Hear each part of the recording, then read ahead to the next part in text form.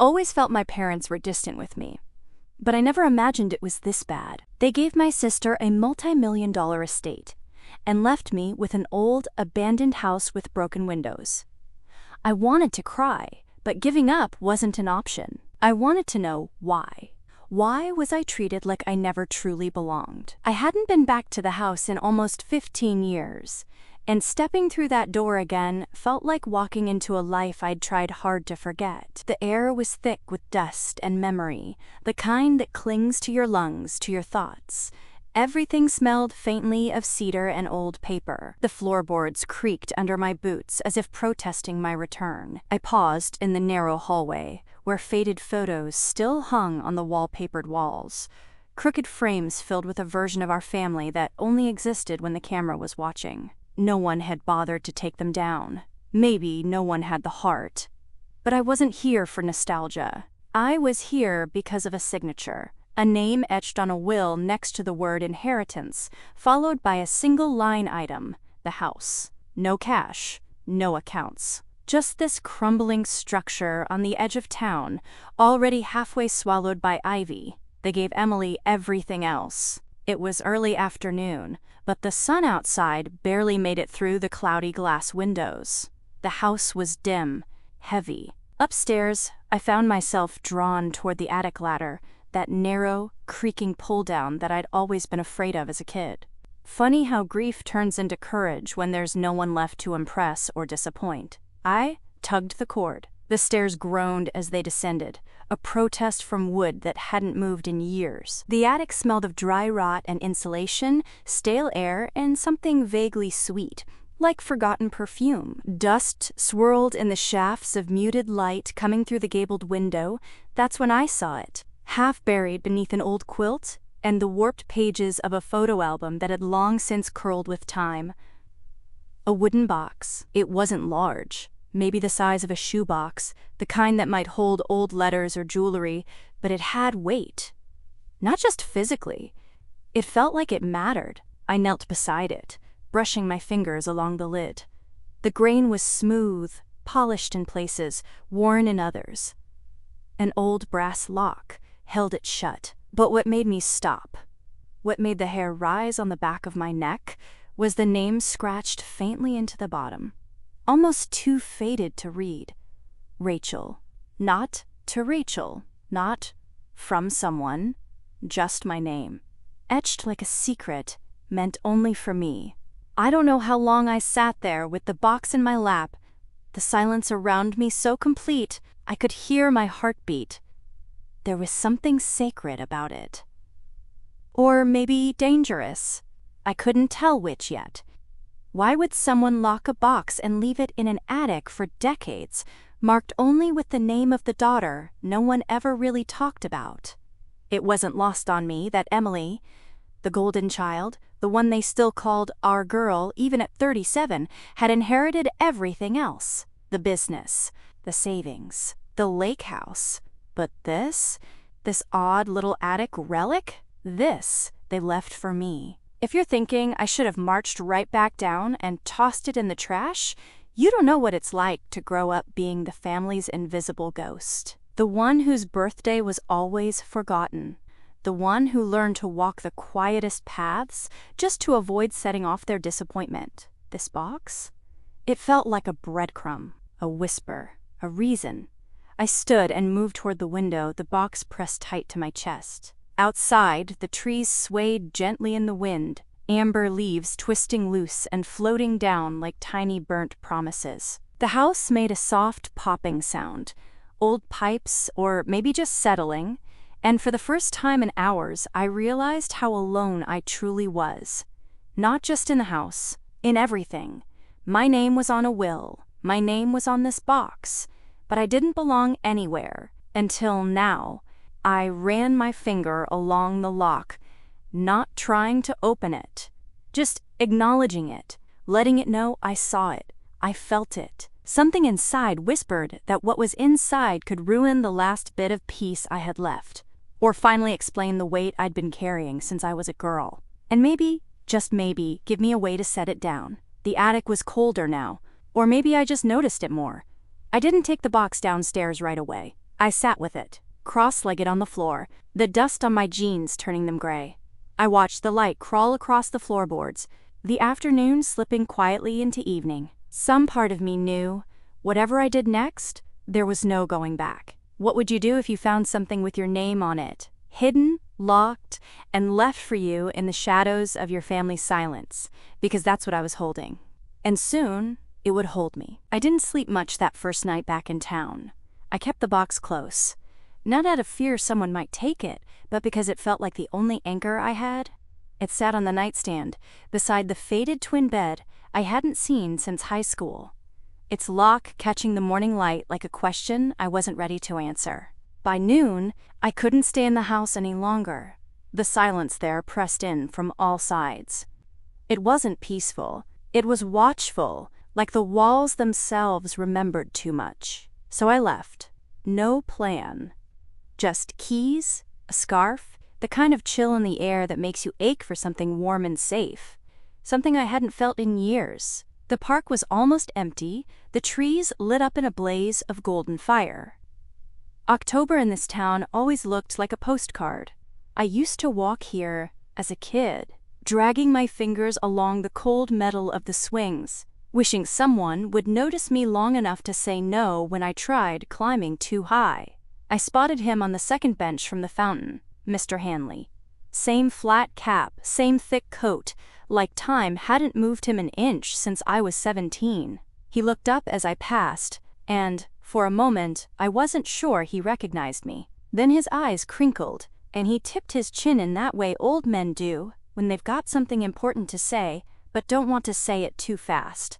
"Rachel Carter," he said, his voice like gravel softened by years.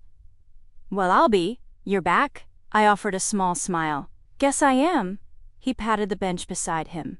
I hesitated, then sat. "How's your father?" he asked. "Haven't seen him since last winter." I didn't know how to answer that. "Gone," I said finally. 6 months now." He nodded, slow and thoughtful. "Your mama too, right?" I just nodded. The wind picked up, scattering leaves like paper prayers across the path. "You know," he said after a while, "there was always something strange about them." I turned to look at him. His eyes weren't unkind, just curious, and maybe a little sad. "Strange how?"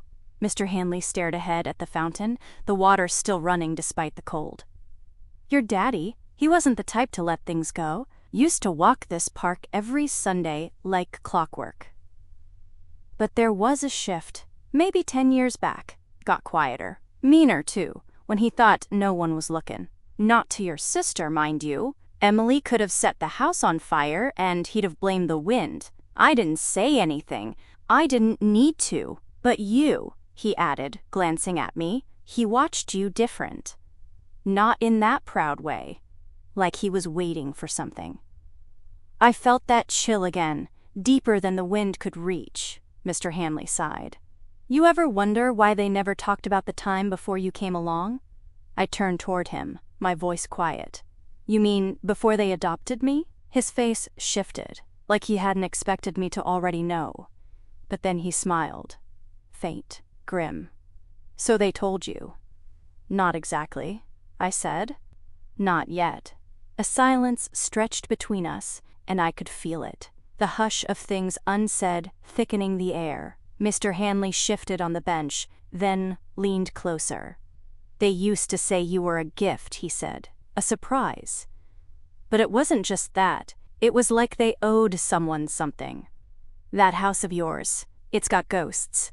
Not the kind that rattle chains. The kind that live in silence." I stared down at my hands. Cold fingers curled into colder palms. "You think I should be digging?" He let out a slow breath. "Rachel, sometimes the past comes back whether we dig for it or not. But the truth? That's the only thing that doesn't rot." I nodded, unsure whether to thank him or run. As I stood, he touched my sleeve. "Just remember," he said, "not all inheritances are blessings."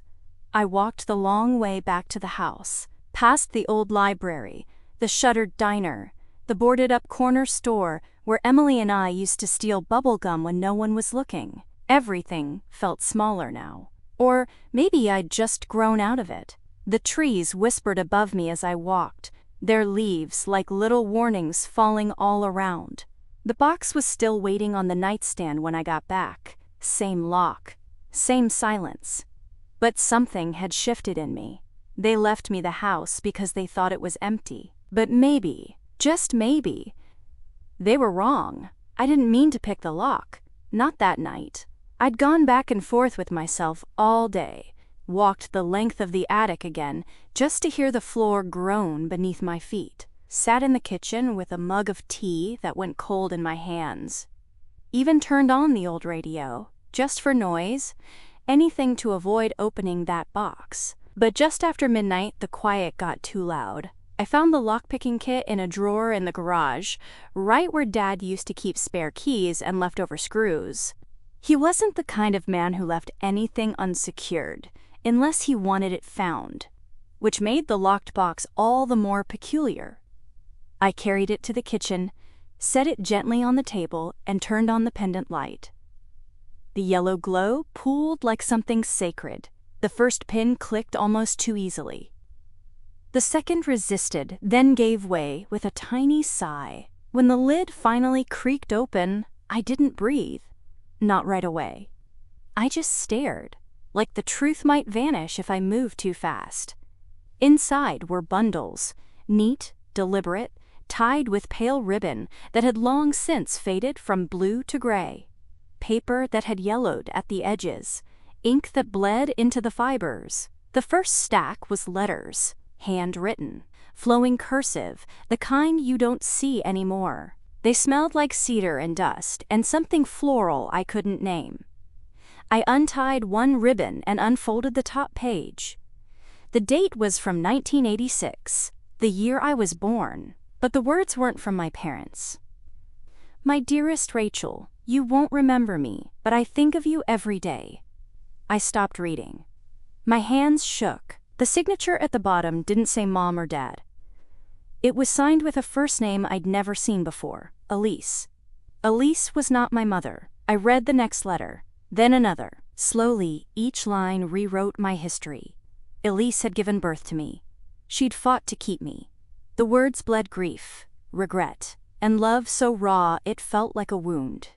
The adoption hadn't been the smooth, open-hearted story my parents always implied. It had been quiet, private, legal, yes, but cloaked in secrecy. The kind of arrangement that could vanish from public record if you knew the right people. I sat with the letters for a long time before I noticed the envelope at the bottom of the box, cream-colored, unsealed. Inside were documents, financial, legal, cold, and precise. I was stunned by how much they revealed with so little emotion. Bank transfers, signatures, clauses. One document named me as a beneficiary of a trust I'd never heard of, one that had been rolled into my father's estate, but not distributed. The last bundle held photos. A slim leather album, the cover cracked with age. Inside were pictures of Elise, holding a baby. Me, my name was scribbled on the back of each photo in looping cursive. Rachel, 3 months old. Rachel, first steps. Rachel, birthday number 2. I traced my finger along one. Elise was smiling, soft-eyed, cheek pressed against mine. She looked young, too young to let go of a child. There were no pictures of Emily, not a single one. My breath caught in my throat. I pressed the album closed, held it to my chest. Adopted. They'd never told me. Not once. And now, sitting in my childhood kitchen, I was learning the truth from someone who wasn't even allowed in the narrative. I tried to stand but felt my legs wobble. The chair scraped loudly against the tile. The sound startled me more than it should have. The house was so quiet, a kind of silence that made you feel like the walls were listening. What kind of people hide this? What kind of parents take a child, lie for decades, and then leave behind only this? I looked down at the box again. It didn't feel like a gift. It felt like a warning. I was never their daughter in the way Emily was. And suddenly, everything made sense. The birthdays they forgot, the school recitals they missed, the way they watched me when they thought I wasn't looking. Not love, not pride. Distance. I'd always felt it, like I was living next to the family, not in it. I thought I was imagining things. Turns out I was right. Outside, the wind scraped against the windows, whispering like a voice through teeth. I stood alone in that kitchen. No family, no foundation, just truth pressing down like gravity. And yet, something in me steadied.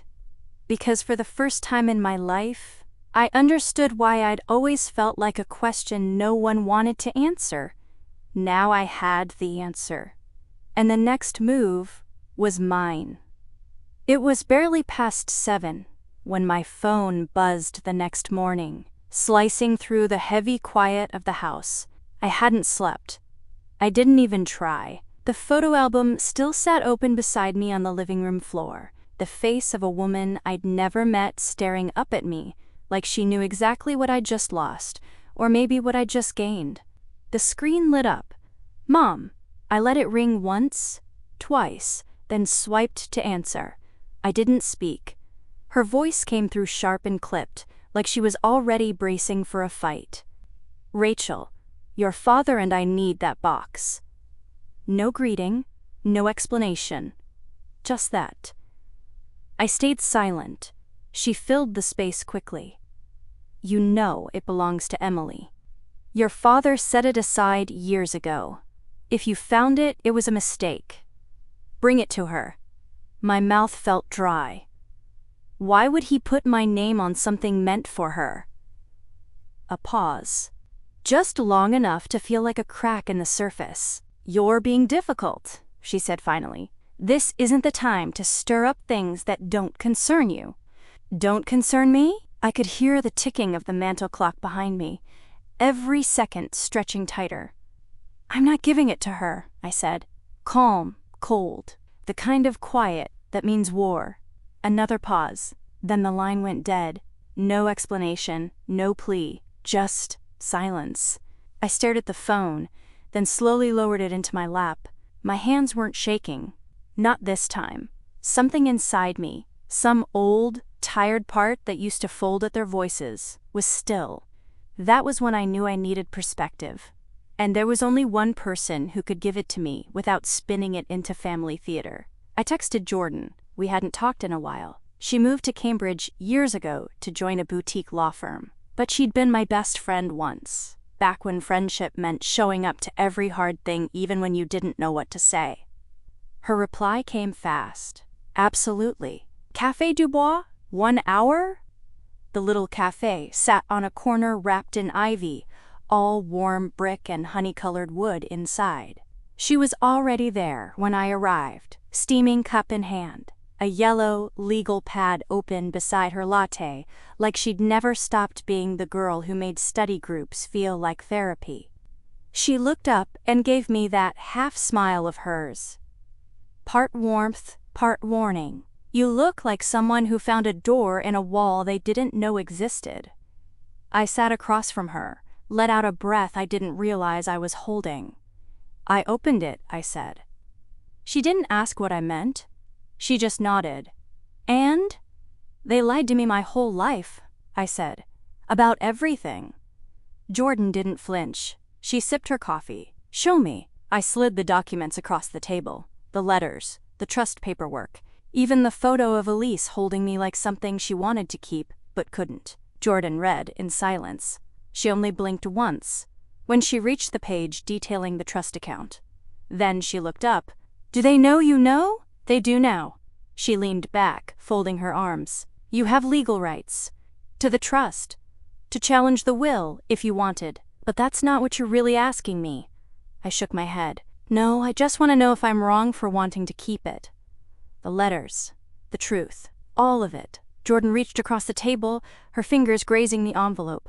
You're not wrong. But you do have a choice. She sat back, voice softer now. You can burn it all. Walk away and never speak their names again. Or you can use what's in here. I stared at the envelope like it might bite. To what end? To finally tell your story, she said. Not the one they gave you, the one that's yours. A silence passed between us. Then Jordan scribbled something on her pad and tore it off. Lawyer in town who handles estate disputes. Not flashy, but good, if you decide to act. I folded the slip, slid it into my coat pocket, but I wasn't ready. Not yet. For now, I just wanted the truth to breathe. We finished our coffee slowly, like we both knew things were about to change. And as I walked back through the autumn streets, I realized something strange. For the first time in my life, I didn't feel like a shadow of this family. I felt like the storm just starting to roll in. It was the kind of local event I never used to go to. One of those community center fundraisers dressed up like something grander. White folding chairs on patchy grass, a raffle table no one really cared about, and string lights tangled in tree branches like they were hung in a hurry. I hadn't planned on staying long, but small towns are sticky like that. Once you're seen, you're seen. I was halfway through a lukewarm cider when I heard my name. Rachel Carter. I almost didn't recognize you. I turned, and there he was. Matt Larkin, Emily's ex-boyfriend from what felt like another life. He looked older, but in the way some men do when they stop trying so hard. Softer around the edges, a little weathered. The sleeves of his button-down were rolled to his elbows, and he was holding a plastic cup of what might have been the same cider I was pretending to enjoy. I gave a small smile. "Hey, Matt."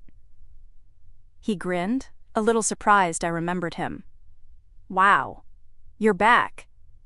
"Seems that way." We stood awkwardly for a second. Then he gestured toward a nearby bench. "You want to sit?" I did. Not because I needed company, but because I needed distraction. And maybe, just maybe, I wanted to hear how someone else saw Emily. We talked about nothing at first. The weather, the way the town hadn't changed much, how the library still smelled like wet carpet. Then, somewhere between small talk and silence, he said, "Emily always talked like she was owed something." I looked over at him. "What do you mean?" He shrugged. "Everything had to be perfect, every birthday, every plan. And if it wasn't, the whole world was against her." He swirled the cider in his cup, not looking at me. I don't know. It just always felt like she was trying to prove something, or cover something up. My stomach tightened. "Like what?" He hesitated. "Honestly? Like she was trying to be someone she wasn't. And sometimes I wondered if she even knew who that was." I didn't say anything. I just looked out at the string lights flickering above us. It was the first time anyone else had ever said out loud what I'd always felt. When I got home that night, I climbed back into the attic. The box was still there, but I wasn't looking at it anymore. I was looking beyond it, into every dusty corner, every stack of old file folders, the ones my father always warned us never to touch. I touched. It started with the folder labeled Property Transfers, 2007. Then another, Estate Disbursements, Private. Inside were pages so meticulously organized, it almost made me laugh if it hadn't made my stomach churn. Everything Emily inherited, the lake house, the business shares, even the payout from our grandmother's estate. It was all tied to documents that had one thing in common: they were incomplete. Missing signatures, notarizations with the wrong stamp dates. A few even had my father's handwriting, forged in a shaky attempt to match someone else's. One paper had a sticky note still attached. "Make sure Rachel never sees this." My fingers went cold. I spent hours up there, cross-legged on the attic floor, surrounded by the fragile bones of a truth that had waited too long to be seen. The inheritance wasn't just unfair, it was built on lies. And they never thought I'd find it, because they never thought I'd be curious. Or brave. But now I had proof. Not just of the adoption, not just of a lease, but of something bigger. They rewrote the story of this family and buried the original in a box in a locked room. And for the first time since I came back, I wasn't afraid of what came next. I was ready for them to be afraid. I didn't hear the front door open. The wind had picked up outside, whistling through the chimney and masking the sound. But I felt it. That shift in the air, sudden and electric, like a storm blowing through the room before the thunder has time to catch up. I turned around. Emily stood at the threshold of the hallway, soaked in late afternoon light, her hand still on the doorknob. Her face was unreadable, but her eyes, they went straight to the box. "You opened it," she said. She didn't sound surprised, more like someone trying to hold back a reaction she hadn't practiced for. Her hair was pulled into one of those perfect low buns, the kind she'd always worn when she wanted to look calm and capable. But her cheeks were flushed, and she wasn't wearing a coat. She must have driven straight from wherever she was. No warning, no knock. I stood up slowly from the floor. The files were still spread across the coffee table, my notes scribbled in the margins. I didn't move to cover them. "I opened it," I said. Emily stepped into the room, her heels clicking too loud on the wood. "You had no right." "No," I said quietly. "I had every right. My name was on the bottom." "You don't understand what you're doing," she snapped, her voice brittle. "That box, it was never meant for you. You're just—" She stopped herself, but I heard it. Just adopted. Just the other one.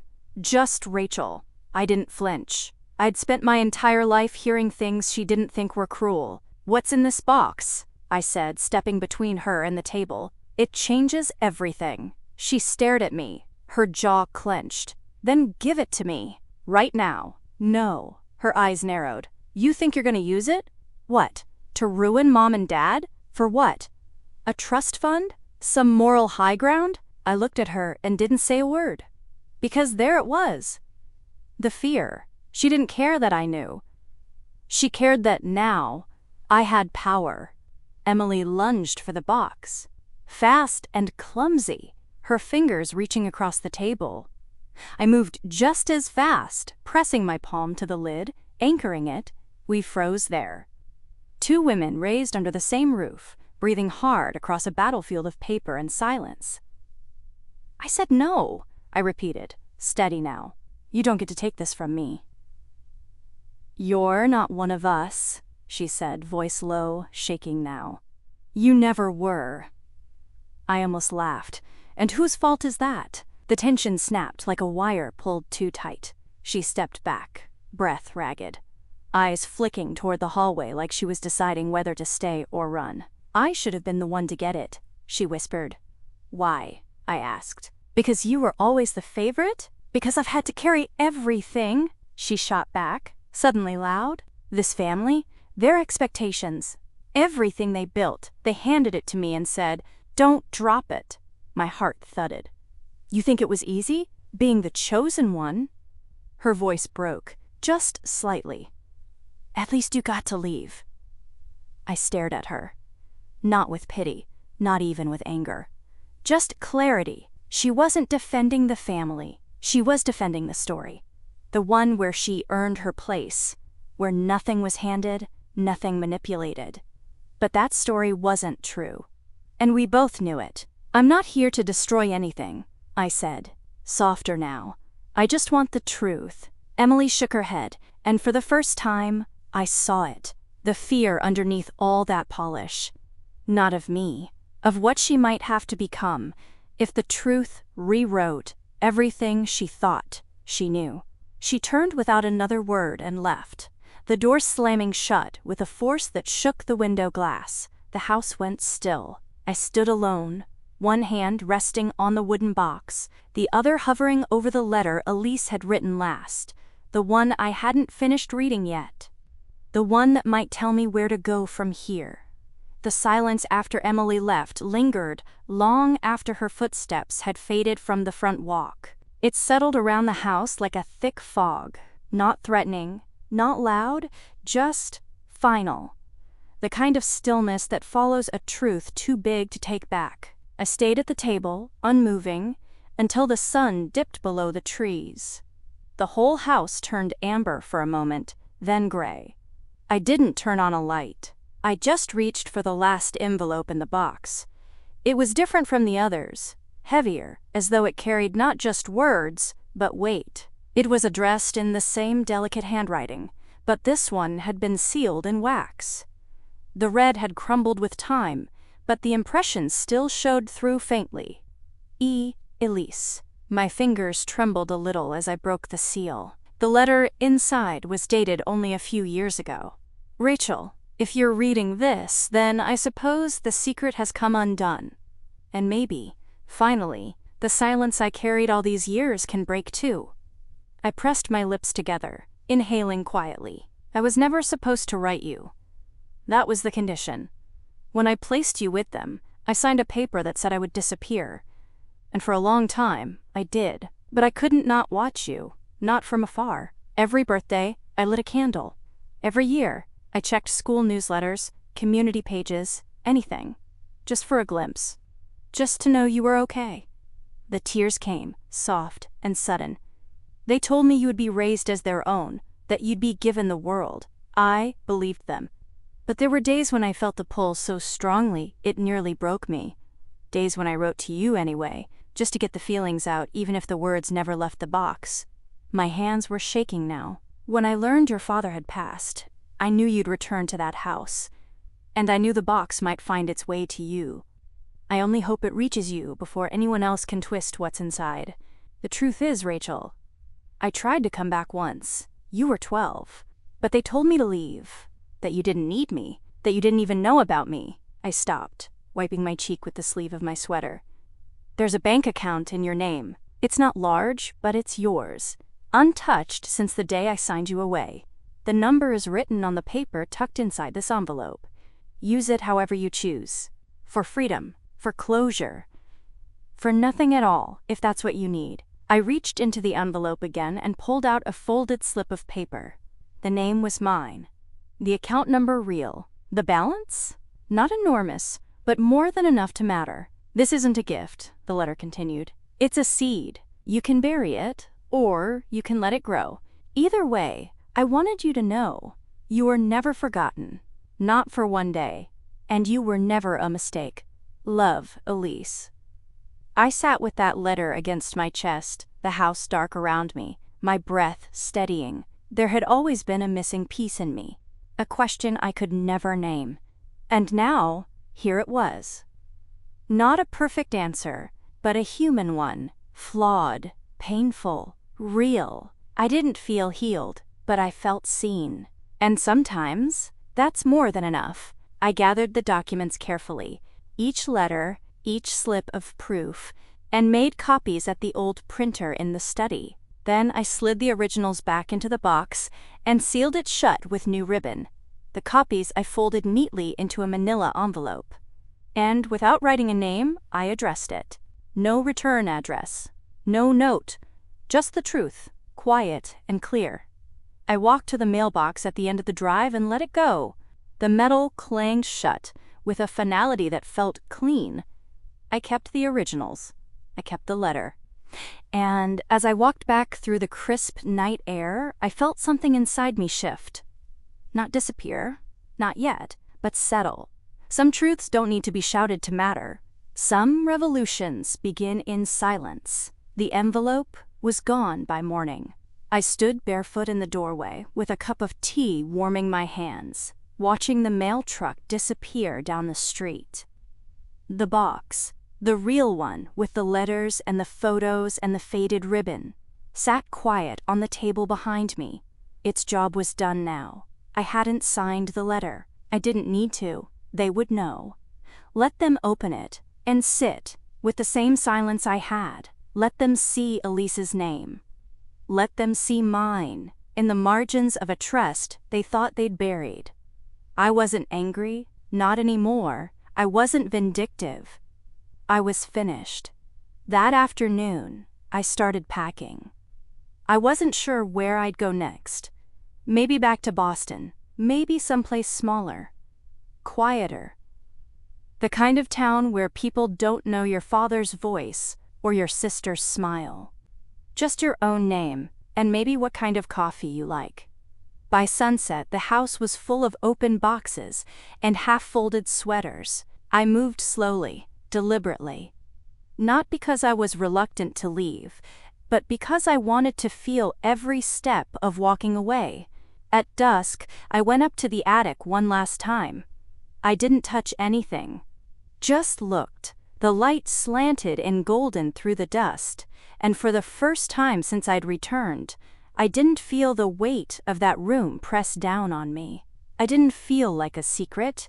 I didn't feel like an echo. I felt done. When I came back downstairs, my phone was buzzing. A single notification blinked on the screen. Emily, one message. I stared at it for a long moment before opening it. Why didn't you tell me? Just that. 7 words. No greeting. No punctuation. I read it twice. Then I deleted it. No anger. No bitterness. Just release. Some questions don't deserve answers. Not because they're unimportant, but because the person asking only wants the kind of truth that fits neatly into their version of events. Emily didn't want to understand me.